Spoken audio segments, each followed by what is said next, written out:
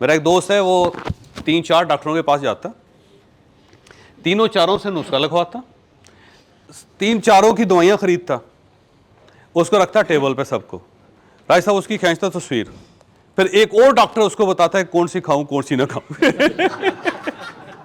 Actually वो बताता है कि ये वाली खा लो, बाकी सारी फेंक दे। खबरदार तूने दवाई खाई।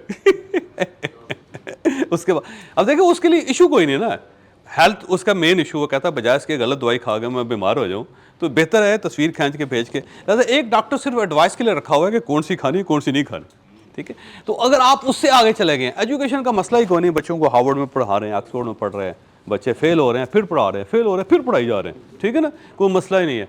गाड़ियाँ जो है ना 8-10 खड़ी हुई हैं आपके पास, और सेविंग आपने बहुत ज़्यादा कर ली हुई है हर जगह पे, तो फिर उसके बाद अगला जो लग्जरी, कि हर चीज़ जो होगी ना फिर लग्जरी में चले जाएंगे। कार है लग्जरी है, घड़ी है लग्जरी है, कपड़े हैं फिर आप ब्राउनी के पहनेंगे या कनाली के पहनेंगे, ठीक है, शूज़ हैं तो साड़ी के पहनेंगे जो 5,000 यूरो से स्टार्ट होता है, ठीक, वो उससे आगे निकल गए आपसे, क्योंकि उसकी वजह अब आप लग्जरी में आ गए। तो पाकिस्तान में लग्जरी अभी डेवलप नहीं हुई, अभी हमारे पास 5 स्टार होटल्स भी नहीं। मैं तेहरान गया ना, तो एक माल के अंदर 3 5 स्टार होटल, एक माल के अंदर थे 3 5 स्टार होटल एक माल के अंदर, तो बाकी उससे अंदाज़ा लगाएं कि पूरे शहर के अंदर कितने होंगे, ठीक। इस्लामाबाद के अंदर 2 हाई राइज बिल्डिंग है, मैंने 1000 बिल्डिंग तेहरान के अंदर है वैसे, क्योंकि वो उससे आगे चले गए और वो लग्जरी पे चले गए, सोसाइटी लग्जरी पे चलेगी, इंडिविजुअली भी आप लग्जरी पे चले गए। तो अगर तो सोसाइटी लग्जरी पे जा रही है तो लग्जरी आइटम्स बिक जाएंगे, और अगर नहीं आई तो फिर इस तरह होगा कि एक गाड़ी जो लग्जरी है, जो 24 करोड़ की है 25 करोड़ की है, लाहौर के अंदर एक ही आई, पूरे लाहौर को पता है कि वहाँ पे खड़ी है, बस सारे जा रहे हैं तस्वीरें खिंचवा के वापस आ रहे हैं, क्योंकि सिर्फ एक। उसकी वजह यह है कि सोसाइटी अभी उसमें उस फेज़ में आई नहीं।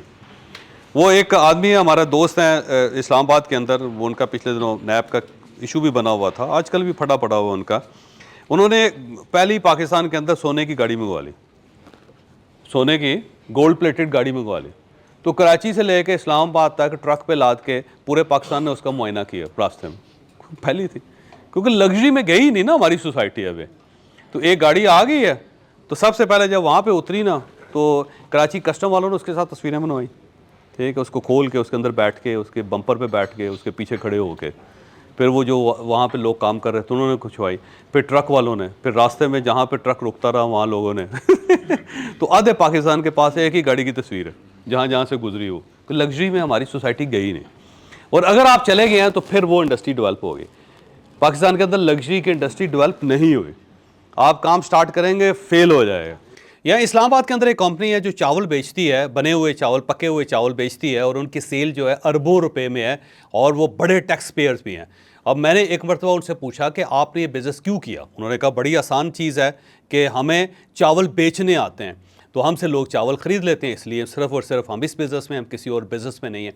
तो आप ये देखें कि आप चावल बेच के भी अरबपति खरबपति हो सकते हैं, और उसके लिए ज़ाहिर आपको एक स्किल, एक एबिलिटी डेवलप करनी पड़ती है, और वो एबिलिटी क्या है, वो है सेल्समैनशिप, कि आप अपनी सेल्स कैसे बढ़ा सकते हैं। अगर हम इंसानी जिस्म को देखें तो उस जिस्म के अंदर एक हड्डी होती है जिसको रीढ़ की हड्डी कहते हैं। अगर रीढ़ की हड्डी टेढ़ी है तो आपका जिस्म टेढ़ा है, अगर रीढ़ की हड्डी कमज़ोर है तो आपका जिस्म कमज़ोर है, अगर रीढ़ की हड्डी मजबूत है तो आपका जिस्म मजबूत है, और अगर रीढ़ की हड्डी ऐसे सीधी है तो आप सीधे हैं, नहीं तो फिर आप ऐसे हैं, कुब निकला हुआ है आपका।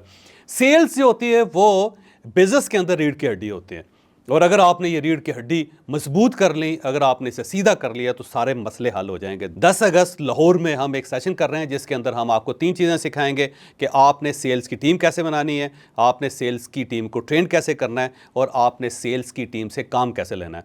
और अगर आपका बिज़नेस के अंदर कोई ना कोई इशू है तो आप ये सेशन ज़रूर ज्वाइन करें, मुझे उम्मीद है कि आप वो सब कुछ हासिल कर लेंगे जिसकी आपको ज़रूरत है। टेलीफोन नंबर आपके पास आ गया, इस नंबर पर फ़ौरन रब्ता करें।